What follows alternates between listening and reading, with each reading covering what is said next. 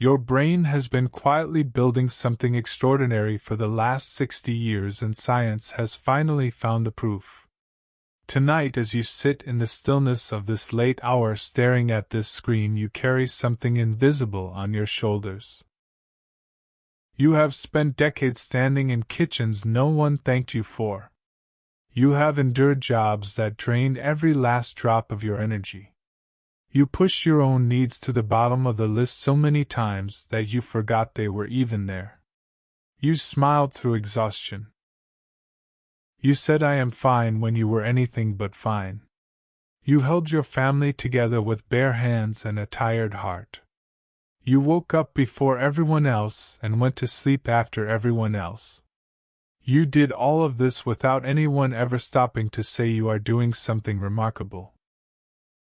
You carried the weight of being the eldest daughter, or the dependable wife, or the selfless mother, or the reliable coworker. You carried roles that no manual could prepare you for. You solved problems that had no clear answers.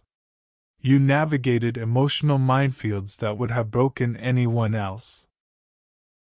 And through all of it, you told yourself that this is just what life requires. That your feelings could wait. That your dreams were a luxury you could not afford. That the right thing to do was to keep going. To keep giving. To keep putting everyone else ahead of yourself. And so you did. Year after year. Decade after decade. You kept going. But here is what nobody ever told you. Every single moment of that sacrifice was doing something astonishing inside your brain. Something that modern neuroscience is only now beginning to fully understand.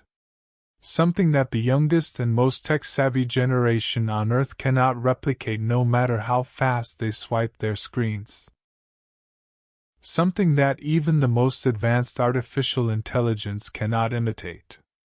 Your brain has been growing a kind of wisdom that only a life like yours could create. And tonight I want to show you exactly what that means. I want to walk with you through the science and the psychology and the deeply personal truth of what your life has actually built inside you. Not what the world told you it built. Not the wrinkles or the gray hairs or the feeling of being left behind. But the real thing. The diamond that has been forming in the pressure and the heat of your everyday existence. So let me ask you something before we go any further. Have you ever felt a sudden tightness in your chest? A loneliness that you cannot quite name. A quiet ache that comes from nowhere and everywhere at the same time. Maybe it hits you in the evening when the house is empty. Maybe it sneaks up on you at a family gathering where everyone is laughing but you feel strangely invisible. Maybe it whispers to you on an ordinary Tuesday afternoon that your purpose in this world has run its course. That the children are grown. That the career is winding down. That the world has moved on without you. You watch the younger generation navigate technology with effortless speed. You see them building lives that look nothing like the one you built. The world talks endlessly about innovation and disruption and moving fast and breaking things. And in the middle of all that noise, you sometimes wonder where you fit. You wonder if the life you lived even matters anymore. You wonder if all those years of sacrifice added up to anything at all. That feeling is real. That ache is valid. But the conclusion your mind draws from it is completely and scientifically wrong. And I say that not to dismiss your pain, but to introduce you to a truth that will change how you see every single day you have lived.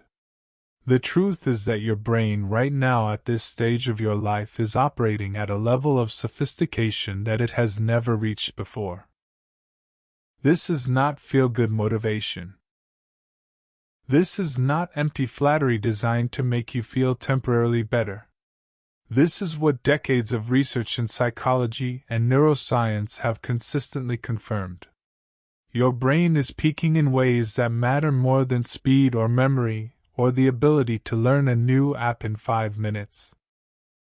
Your brain is peaking in wisdom, in emotional intelligence, in the ability to see what others cannot see, to feel what others cannot feel, to know what others cannot know. And that peak did not happen by accident. It happened because of the exact life you lived, the exact sacrifices you made, the exact pain you endured. Every bit of it was training. Training for a kind of brilliance that the world desperately needs but rarely recognizes. So let us begin with what science actually tells us about the aging brain, because the story is far more beautiful than you have been led to believe.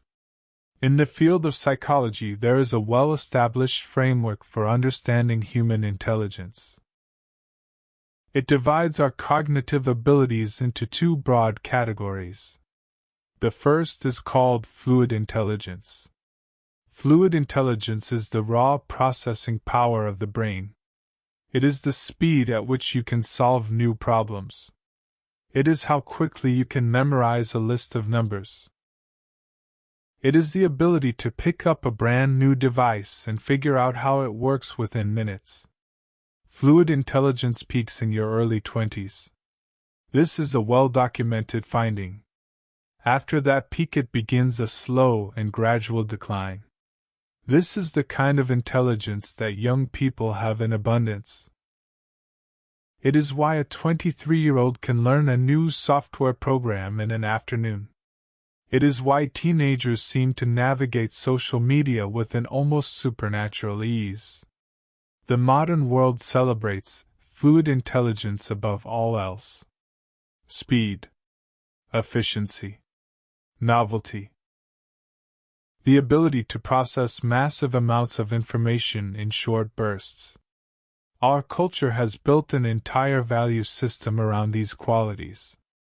And if fluid intelligence were the only kind that mattered, then yes, growing older would mean growing less capable. But here is where the story takes a turn that changes everything. Because fluid intelligence is not the only kind that exists. There is a second type. And this second type is the one that your life has been quietly and powerfully building for 60 years. It is called crystallized intelligence. Crystallized intelligence is not about speed. It is not about memorizing facts. It is not about keeping up with the latest technology. Crystallized intelligence is the accumulated wisdom of a life fully lived. It is the deep understanding that comes from having faced thousands of different situations. From having navigated relationships that were messy and complicated and painful. From having made decisions when there was no clear right answer.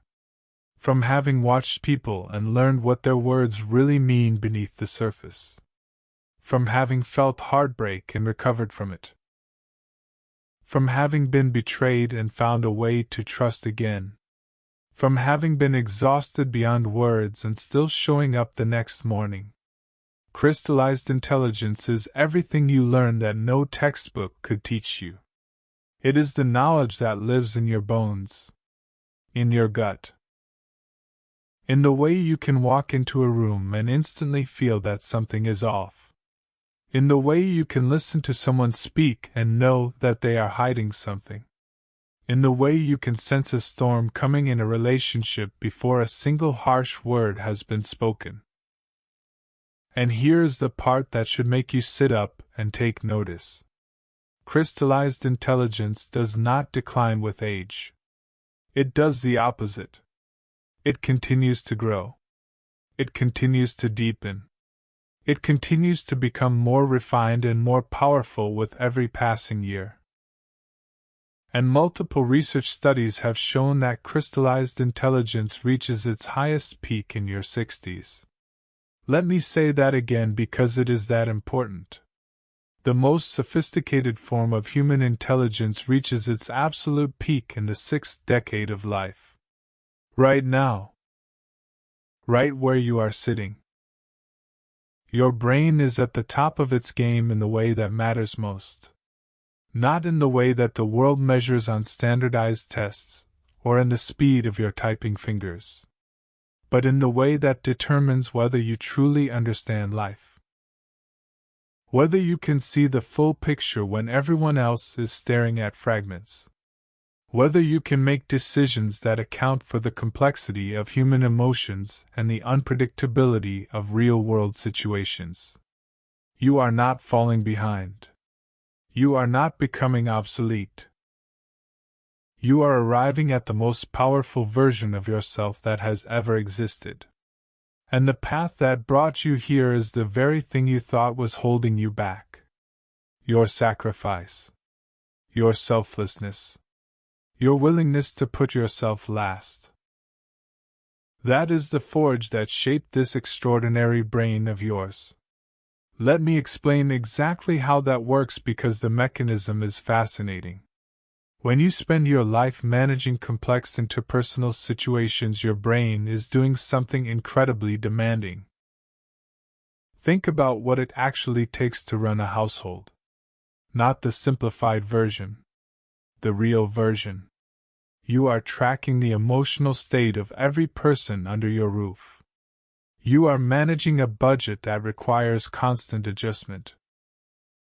You are planning meals while remembering allergies and preferences and nutritional needs. You are scheduling appointments and school events and family obligations. You are mediating conflicts between siblings or between your spouse and your parents. You are doing all of this simultaneously. And you are doing it without a project management app or a team of assistants. You are doing it with your own mind, your own judgment, your own emotional labor. Now add to that the demands of a career, the politics of an office, the pressure of deadlines and evaluations and coworkers who do not carry their share of the load. Add the weight of caring for aging parents. The heartbreak of watching your mother or father become someone you barely recognize. The logistical nightmare of coordinating medical appointments and insurance paperwork and family disagreements about the right course of care. Add the emotional complexity of being a wife. Of navigating a partnership that has gone through seasons of closeness and distance. Of biting your tongue when you wanted to scream. Of choosing peace over being right because you understood that some battles would cost more than they were worth. Add the invisible pressure of being the eldest daughter. The one everyone turns to. The one who is expected to have the answers. The one who organizes the holidays and remembers the birthdays and checks in on the relatives who nobody else thinks about. Every single one of these tasks requires your brain to perform at an extraordinarily high level. Not the kind of high level that shows up on a speed test. The kind of high level that involves simultaneous processing of emotional data and logistical data and relational data and predictive modeling of human behavior. Your brain has been doing advanced computation every single day for decades. It just does not look like computation because it happens in kitchens and hospital waiting rooms and school parking lots instead of in laboratories and offices with fancy titles on the door. And here is what neuroscience has discovered about brains that have been trained in this way. Recent brain imaging studies have revealed something remarkable about the mature brain. When a young person in their 20s or 30s faces a complex problem, their brain tends to activate primarily one hemisphere. Either the left side or the right side takes the lead in processing the challenge. But when a person in their 60s faces the same kind of complex problem, something different happens. Both hemispheres activate simultaneously. The left brain, with its strength in logic and language and sequential reasoning, works in concert with the right brain, and its power of intuition and empathy and holistic pattern recognition. This bilateral activation is not a sign of decline. It is a sign of optimization. Your brain has learned through decades of practice that the most complex problems in life cannot be solved with logic alone or intuition alone. They require both. And your brain has developed the neural architecture to deploy both at the same time. This is why you can walk into a complicated family situation and somehow know the right thing to say. It is why you can sense that a friend is struggling before they tell you. It is why you can make a judgment call about a situation at work that turns out to be exactly right even though you could not explain your reasoning in a neat logical sequence. Your brain is not guessing. It is drawing on a vast database of lived experience and processing it through a dual hemisphere system that has been refined over 60 years of constant use. This is the brain of a master, not a beginner. Not someone past their prime. A master. And the training ground for this mastery was your life. The very life you sometimes wonder about in the quiet of the night. The very life you sometimes question when the loneliness creeps in. That life was not wasted. It was the most intensive and comprehensive training program that a human brain can undergo. And you completed it. Not because it was easy. Not because you had support. But because you kept showing up day after day, year after year, even when every part of you wanted to quit. So now let us look at the 4 specific abilities that this training has developed within you. These are not abstract concepts. These are real measurable capacities that live inside your brain right now. And each one of them is something that younger generations and artificial intelligence cannot replicate no matter how advanced they become. The first ability is profound empathy. The power to detect emotional shifts that are invisible to others. You have probably experienced this many times without recognizing it for what it is. You walk into a meeting or a family dinner, and you instantly sense that something is wrong. The conversation sounds normal. Everyone is saying the right things. But you feel a tension in the air that nobody has acknowledged. And you know that someone at the table is hurting. You know that the cheerful tone is a mask. You know that the person who said "I am fine" is anything but fine. This is not imagination. This is not anxiety. This is the result of a neural system that has been trained to detect the subtlest emotional signals in human communication. Neuroscience has identified specialized neural pathways that allow us to mirror the emotional states of the people around us. These pathways create a kind of emotional radar. They pick up on micro-expressions, on slight changes in tone of voice, on the barely perceptible shift in someone's posture that signals distress. And here is the crucial point. These neural pathways do not develop in a vacuum. They develop in response to experience. They grow stronger and more sensitive in people who have spent years paying close attention to the emotional states of others. People who have had to read the room to survive. People who have had to anticipate someone's mood before a word was spoken. People who have had to adjust their own behavior constantly to keep the peace or to protect someone else's feelings. That is you. That is the life you lived. Every time you put someone else's needs ahead of your own, you were not just being selfless. You were training your brain to become an instrument of extraordinary emotional perception. The young person scrolling through social media has not done this training. The artificial intelligence processing millions of data points has not done this training. They can analyze words. They can identify patterns in text. But they cannot walk into a room and feel what you feel. They cannot look into someone's eyes and know that their smile is hiding a broken heart. That ability is yours. It was forged in the fire of a life spent caring for others. And it is beautiful. It is powerful. It is irreplaceable. The second ability is emotional regulation. The strength to stay steady when everything around you is falling apart. Think about the last time something unexpected happened in your life.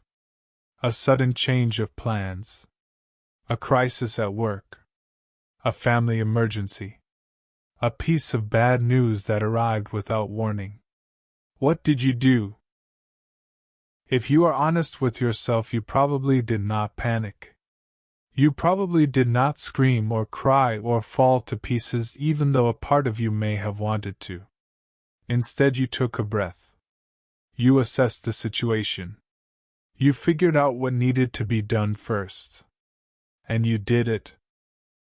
Not because you were not scared.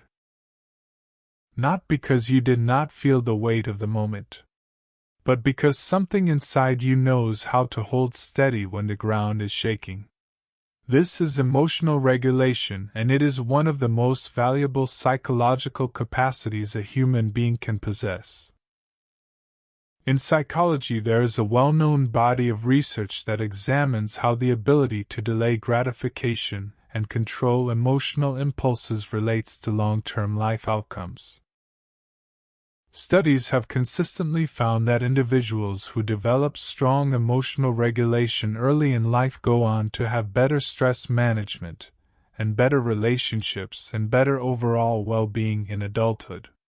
But this research has another dimension that is even more relevant to your story. Emotional regulation is not just something you are born with. It is something that can be strengthened through practice. And the kind of practice that strengthens it most effectively is exactly the kind of practice you have been doing your entire life. Every time you held your tongue when you wanted to argue. Every time you swallowed your frustration because you knew that an outburst would make things worse.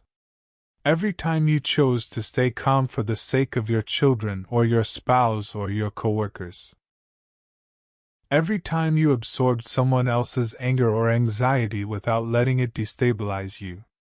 Every one of those moments was a repetition. A training rep for your brain's emotional regulation system. The prefrontal cortex is the part of your brain that manages emotional responses and enables rational decision-making. And research has shown that this area of the brain continues to develop and strengthen throughout adulthood, particularly in individuals who regularly exercise emotional control. Your prefrontal cortex has been getting a workout for decades. Not in a gym. Not through meditation apps. Through the raw, unfiltered reality of living a life where emotional control was not optional but necessary for survival. The result is a brain that has an almost unshakable capacity for calm under pressure. When younger people face a crisis, they often react. They are driven by the immediate emotional charge of the moment. Their prefrontal cortex has not yet built the robust neural pathways needed to override that initial surge of fear or anger. But you have those pathways. You built them one difficult moment at a time. And they are as strong as steel now. This does not mean you do not feel things deeply. You do. Perhaps more deeply than anyone around you. But you have the ability to feel deeply and still act wisely. To experience the full weight of emotion without being controlled by it. That is a rare and extraordinary power. The third ability is refined intuition. The wisdom to see around corners and predict what is coming before anyone else can see it. You have experienced this so many times that you might take it for granted. A situation arises at work or in your family. It is complicated. There is no clear right answer. The people around you are debating and analyzing and going back and forth. But you already know. Somewhere in your gut there is a quiet voice that says, I know how this is going to play out. And more often than not, that quiet voice is right. This is not a mystical gift. It is not women's intuition in some vague, undefined sense. It is crystallized intelligence at work. Your brain has stored thousands upon thousands of experiences. It has catalogued the outcomes of countless decisions. It has recorded the patterns of human behavior across decades of observation. And when a new situation presents itself, your brain does not start from scratch. It searches its vast archive of lived experience at a speed that your conscious mind cannot even register. It finds the patterns that match. It identifies the most likely outcome. And it delivers that conclusion to you as a feeling, as a knowing, as something that you cannot quite explain but that you trust. Young people do not have this archive. They have raw processing speed, but they do not have the data. Their brains can analyze new information quickly, but they lack the decades of real-world experience that allow for true pattern recognition. They can tell you what the data says, but they cannot tell you what the data means. And artificial intelligence is no different in this regard. AI can process more data than any human brain. It can identify statistical correlations with stunning precision. But it cannot understand context the way you do. It cannot account for the irrational, beautiful, messy reality of human nature. It cannot feel the room. It cannot sense the thing that is not being said. It cannot understand that sometimes the numbers point in one direction but human nature points in another, and human nature is the one that matters. Your intuition is not a replacement for analysis.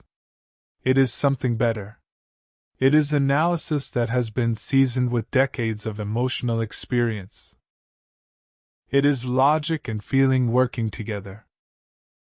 And it produces a quality of judgment that no algorithm can replicate. The fourth ability is resilient recovery. The inner toughness to get back up no matter how hard life knocks you down. This one runs deep. You have experienced loss. You have experienced disappointment. You have experienced the disorienting feeling of having your identity stripped away. Maybe it happened when your children left home and the house suddenly felt too quiet. Maybe it happened when you retired and realized that so much of who you were was tied up in what you did for a living. Maybe it happened when a relationship ended or changed in a way that left you feeling unmoored. Maybe it happened when someone you loved got sick or passed away. These are not small things. These are the earthquakes of human existence. They shake the foundations of everything you thought you knew about yourself and your place in the world. And yet here you are. Still standing. Still breathing. Still reading these words. Still looking for meaning and connection and hope. That is not luck. That is not stubbornness. That is resilience. In psychology, there is a concept called post-traumatic growth. It describes the phenomenon by which individuals who have endured significant adversity do not merely return to their baseline level of functioning. They actually grow beyond it. They develop a deeper appreciation for life. They discover strengths they did not know they had. They form more meaningful connections with others. They find new purpose. They become more compassionate. Not less.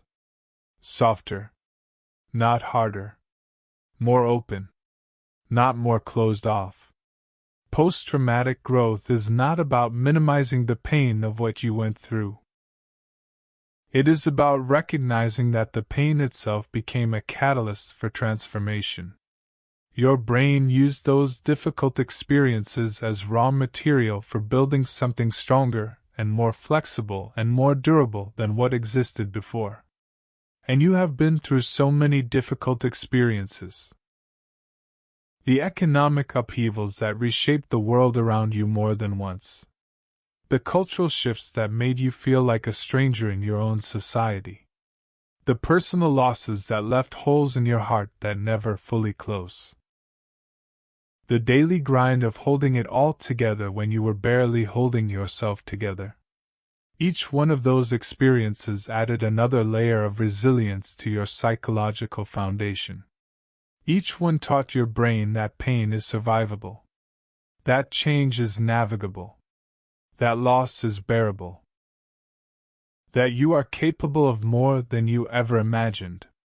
This is why when something difficult happens now you do not crumble the way you might have expected. Instead, there is a steadiness inside you. A quiet confidence that says, I have been through worse and I made it through. I will make it through this too. That quiet confidence is not bravado. It is the earned wisdom of a survivor. It is the result of a brain that has been tempered by fire and come out stronger every single time. Let me put these 4 abilities in perspective for a moment. Profound empathy, emotional regulation, refined intuition, resilient recovery.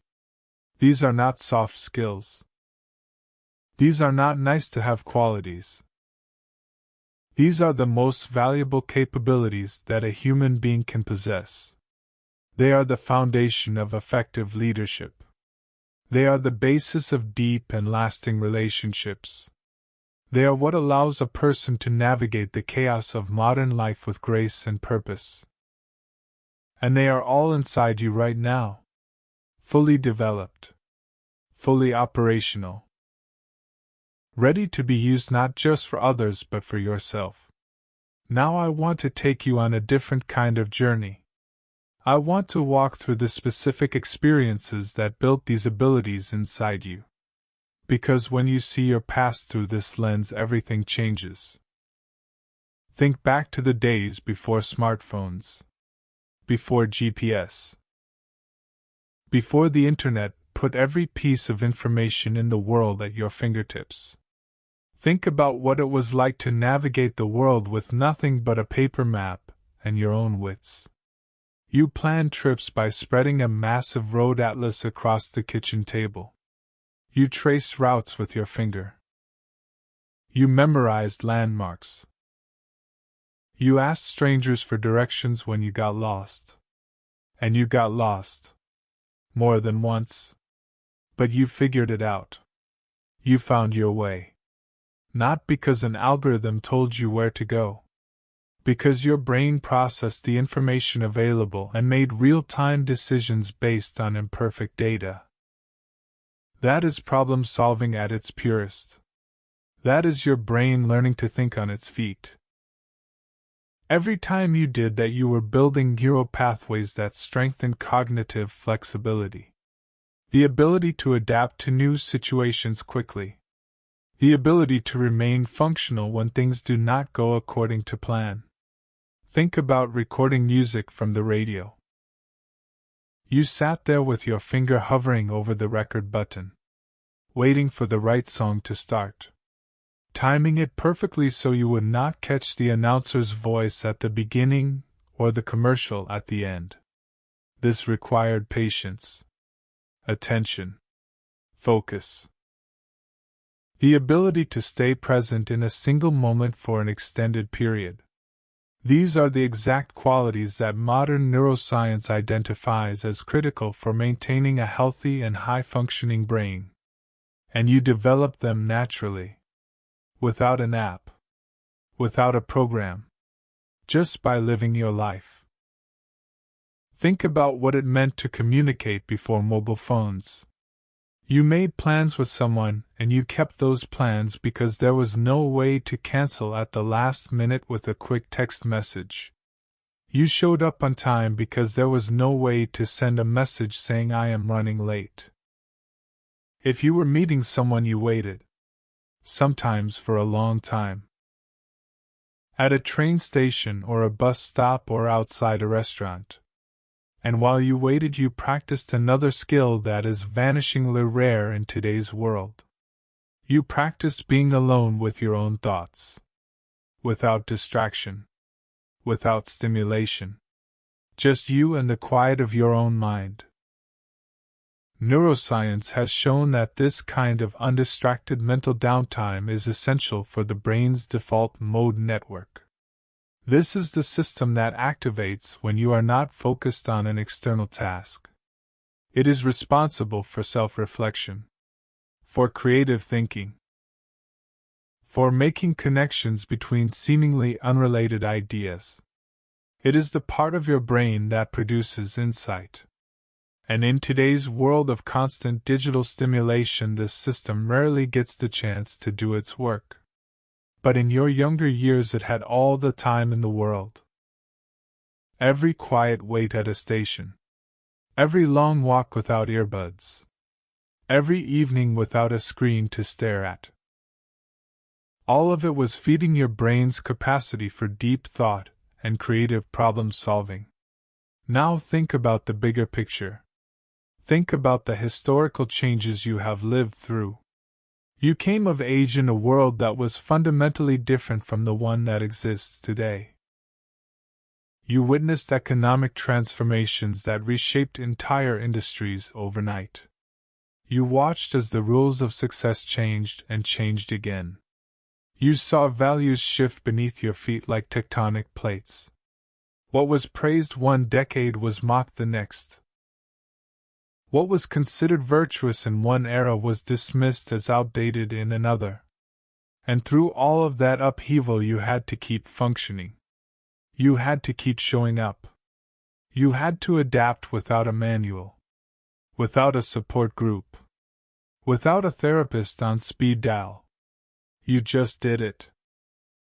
Because that is what your generation did. You gritted your teeth and you found a way forward. Every one of those adaptations strengthened your brain. Every time you had to adjust to a new reality, you were exercising cognitive flexibility at the highest level. You were proving that your brain could handle change, that it could let go of old models and build new ones, that it could survive the disorientation of having the ground shift beneath it and still find stable footing. This is something that many younger people have not yet been tested on. They have grown up in a world of relative stability and abundance.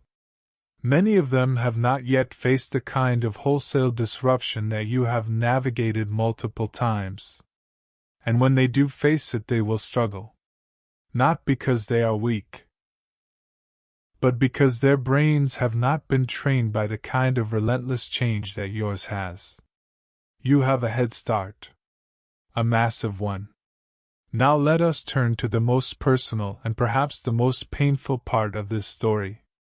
The way you put yourself last. I know this is tender ground. I know that when you think about all the times you suppressed your own desires and silenced your own voice, there is a complicated mix of emotions. Pride, regret, sadness, maybe even some anger at yourself for not standing up more, for not claiming more space, for not saying no when you had every right to. I want to acknowledge all of those feelings. They are all legitimate. But I also want to reframe what that self-sacrifice actually did to your brain. Because the neuroscience is clear.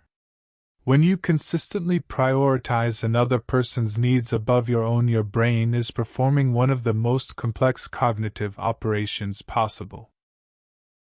It requires you to model another person's mental state, to predict their needs, to anticipate their reactions, to adjust your behavior in real time based on your assessment of their emotional condition.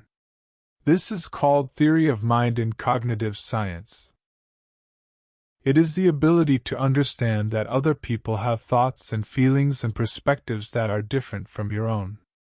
And it is one of the most advanced capabilities of the human brain. Every time you thought about what your family needed before you thought about what you needed, you were exercising theory of mind. Every time you read your spouse's mood and adjusted your approach accordingly, you were exercising theory of mind. Every time you anticipated that your child was struggling before they said a word, you were exercising theory of mind. And over decades of constant practice, your theory of mind has become extraordinarily refined. You can model other people's internal states with a level of accuracy that would be remarkable in a trained psychologist. And you learned it not in a classroom, but in the laboratory of daily life. This is where your empathy comes from. This is why you can feel what others feel with such intensity. Your brain has spent decades perfecting the art of understanding other human beings. And that art is now woven into the very structure of your neural networks. It is part of who you are. But here is the thing I most want you to understand. This capacity for empathy has always been directed outward. Toward your children, your spouse, your parents, your coworkers, your friends, your neighbors, everyone but you. And that is why there is an ache inside you that never quite goes away. Because the most empathetic brain in the room has been neglecting the one person who needs its compassion most. You. This is not a criticism. It is an observation born of deep respect. You did what you had to do. You lived in a world that told you that good women put others first. That self-sacrifice was a virtue. That your own needs were less important than the needs of the people who depended on you. And so you lived by those rules. And your brain grew magnificently as a result. But now, right now, at this stage of your life, it is time to turn that extraordinary empathy inward. It is time to direct that powerful brain of yours toward the question that you have been avoiding for 60 years. What do I actually want? What would make me happy? What does my heart long for when no one else's needs are in the equation? These are not selfish questions. They are the most important questions you will ever ask. And your brain is ready to answer them. More than ready. Your brain has been waiting for this moment. All those neural pathways. All that emotional intelligence. All that wisdom. It has been building toward this. The first half of your life was the training ground. The second half is the arena. And this time you are not performing for anyone else. You are living for yourself. I want to address something else that I know weighs on many people at this stage of life. The feeling of being left behind by technology. The sense that the world has moved into a digital realm where you do not belong. This feeling is understandable.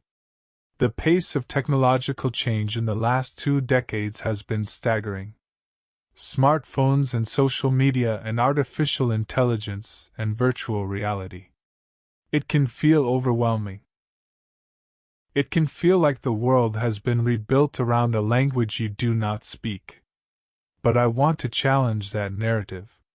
Because it is incomplete. Yes, the younger generation is faster with technology. That is their fluid intelligence at work. They grew up with these tools. Of course, they are comfortable with them. But comfort with tools is not the same as wisdom about how to use them. Knowing how to operate a smartphone is not the same as knowing what is worth your attention.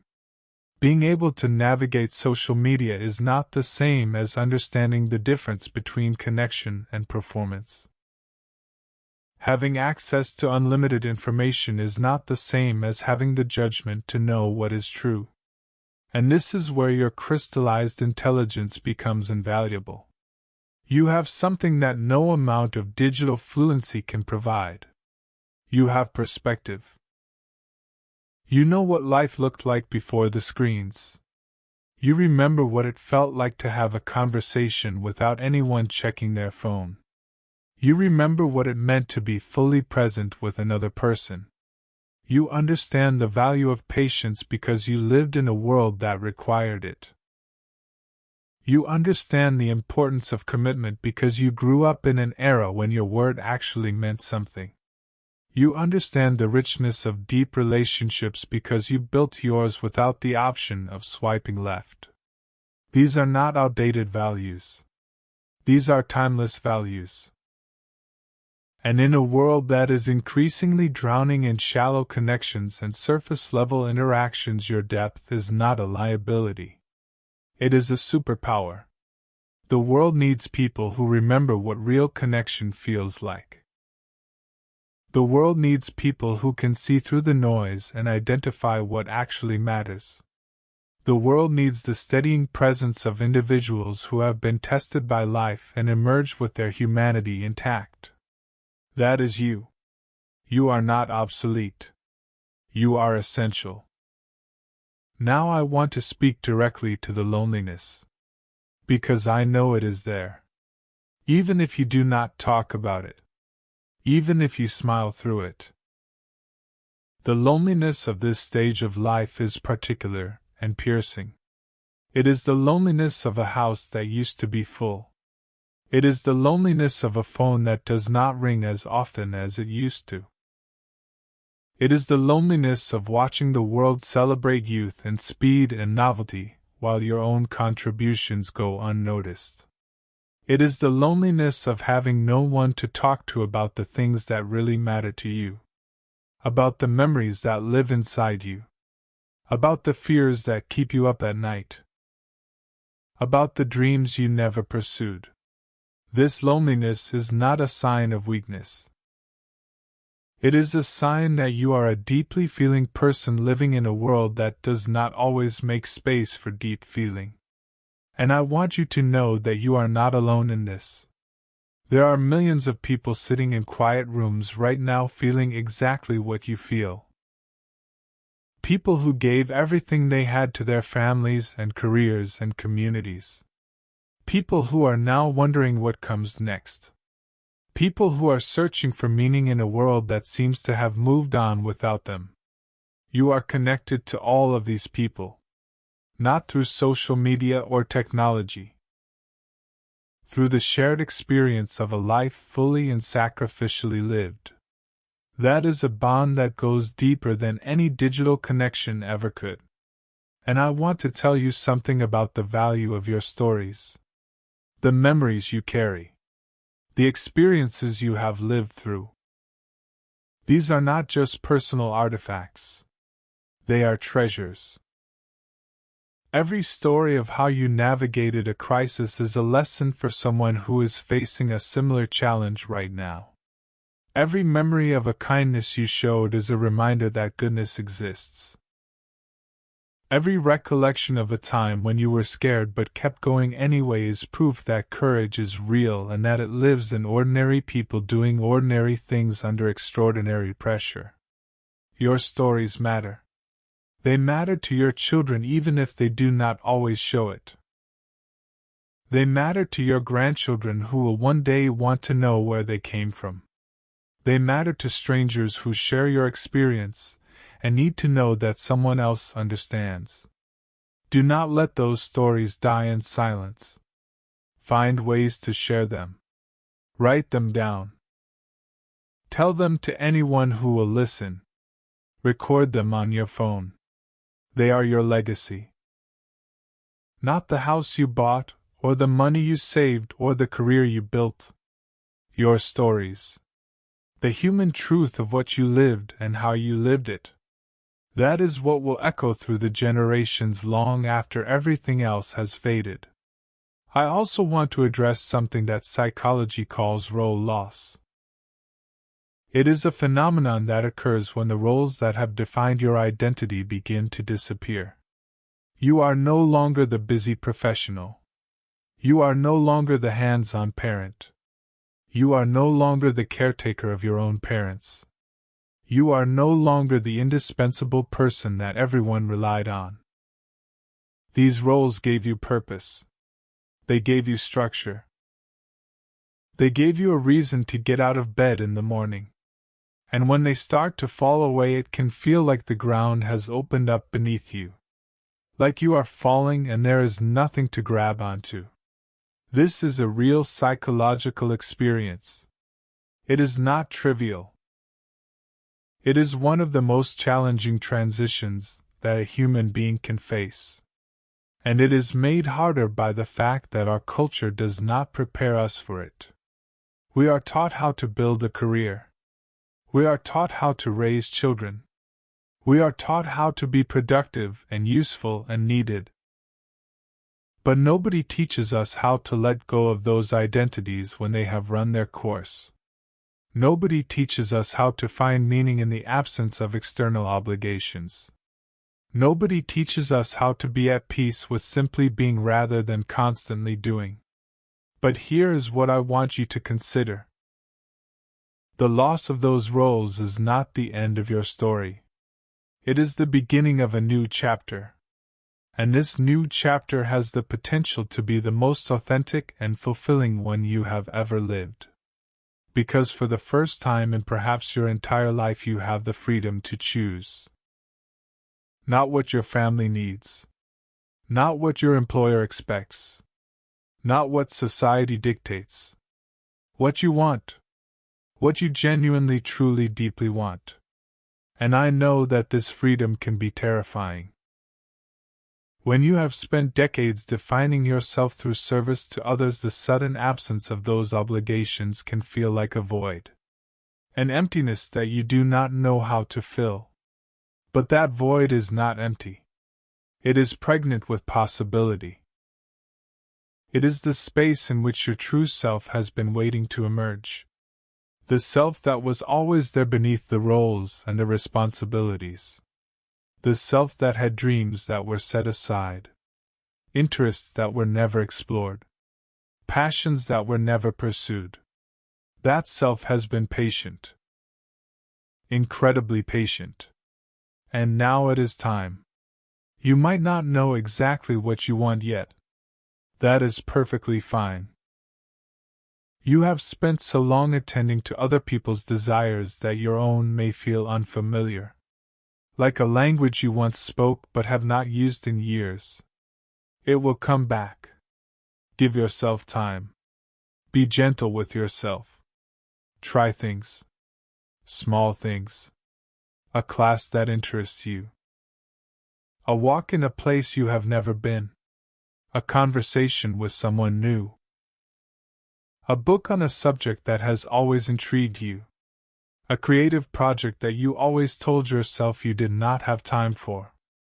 Each small step will reconnect you with parts of yourself that you thought were gone forever. And as you take those steps, you will discover something wonderful.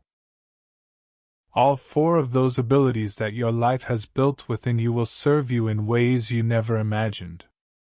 Your empathy will help you form new connections that are deeper and more meaningful than anything you experienced when you were too busy to really be present. Your emotional regulation will help you navigate the uncertainty of this transition without being overwhelmed by it. Your refined intuition will guide you toward the choices that are right for you even when you cannot articulate why. And your resilience will carry you through the inevitable setbacks and disappointments with the quiet confidence of someone who has already survived far worse. You are equipped for this. More than equipped. You were built for this. Everything about your life has been leading to this moment. The moment when you finally get to use all of that magnificent brain power for yourself.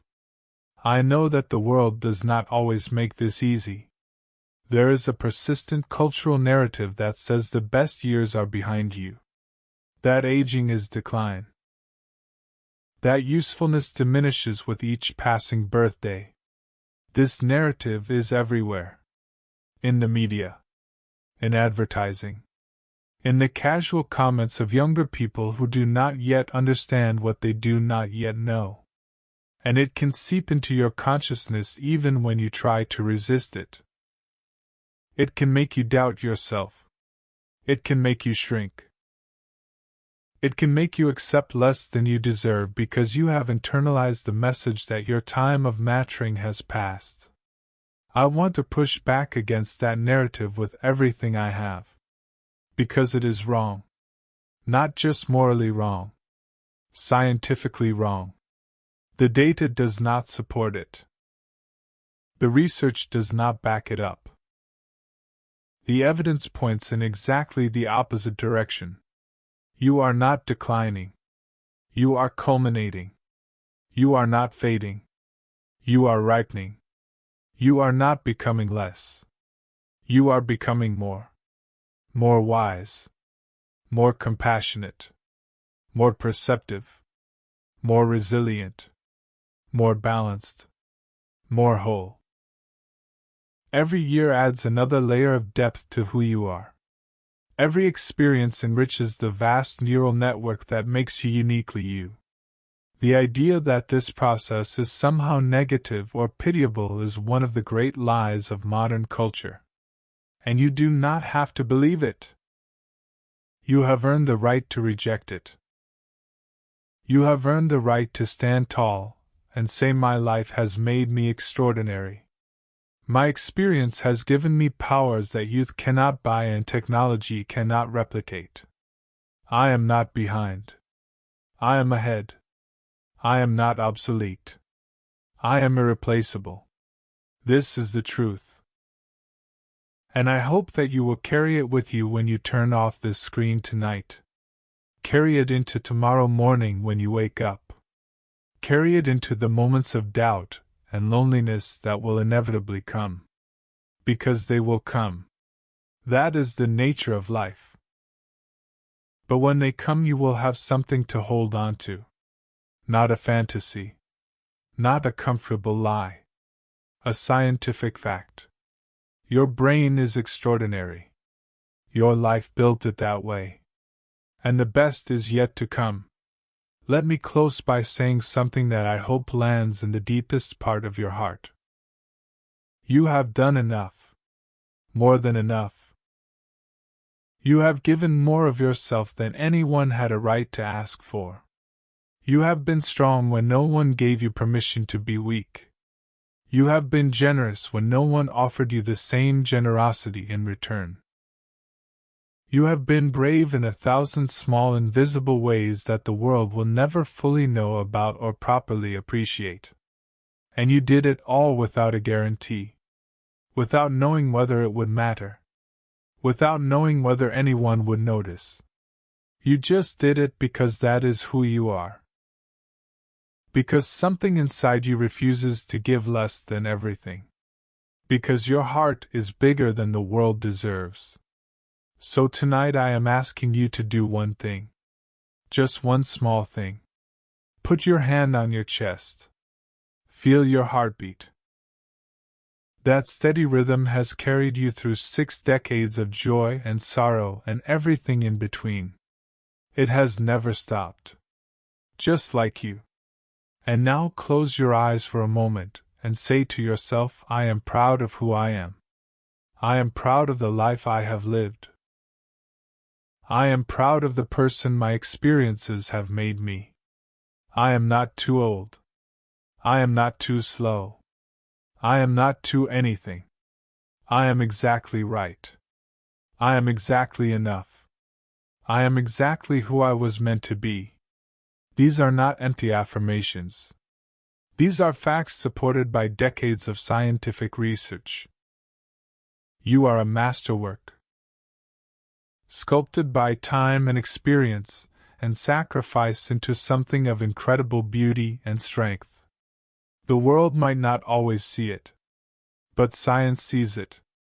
And tonight I hope you see it too. From this moment forward your life belongs to you.